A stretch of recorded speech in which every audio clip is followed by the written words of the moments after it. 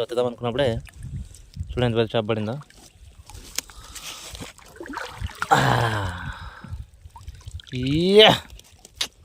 గడ్డి చేప పడింది.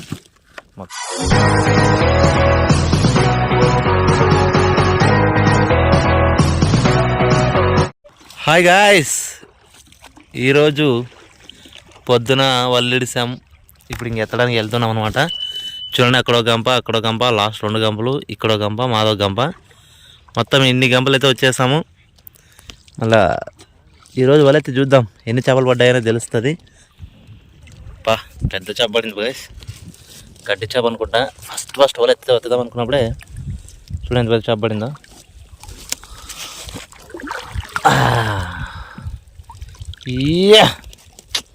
గడ్డి చేప పడింది మొత్తానికి.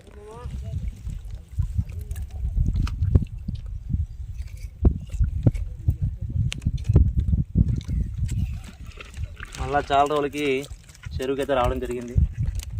ఇలాంటి డబ్బరిక చేపలు కూడా పడతాయి. ఇలాంటి వాటిని ఏం చేయాలి, వీడికి చిప్పాలి.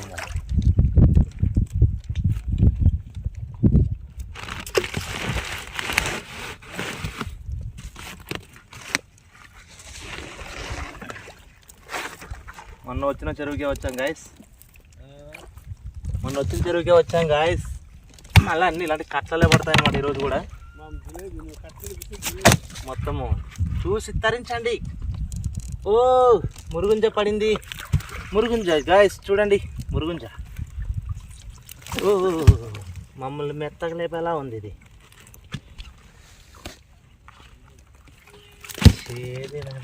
గబ్బదే ఏమో సరే చూడండి గాయస్, మురుగుంజ వాడేద్దాం.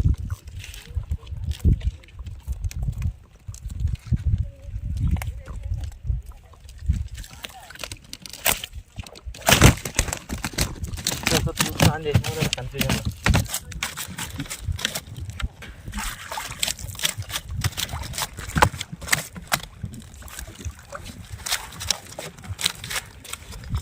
అంతే తగ్గించుకున్నాము.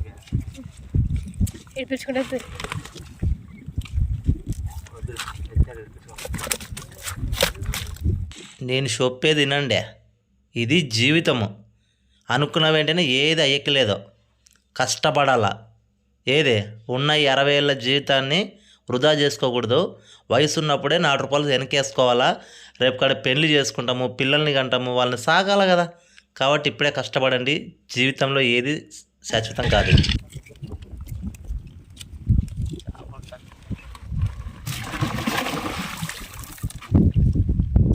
గడ్డి వస్తావా, దెబ్బేస్తావా? వచ్చేసింది.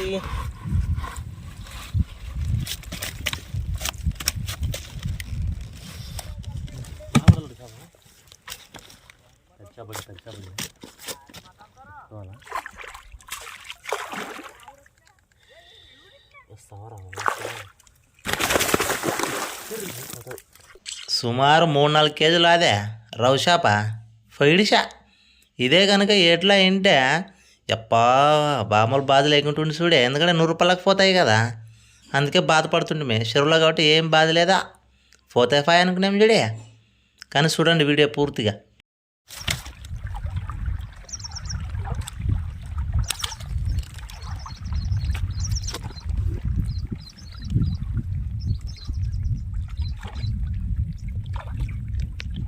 చూడు, ఫోన్ చూస్తూ చూడు, ఫోన్లో కరెక్ట్ పడుతుందా లేదో చూసుకో.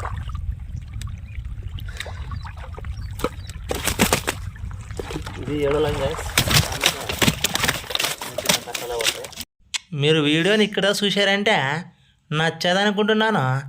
మళ్ళీ నచ్చినంత మాత్రాన చూసిపోయడం కాదా. ఒక లైక్ వేసుకోండి, ఇంకో కొంతమందికి రీచ్ అవుతుంది తప్ప. మర్చిపోద్దని లైక్ వేసుకోండి.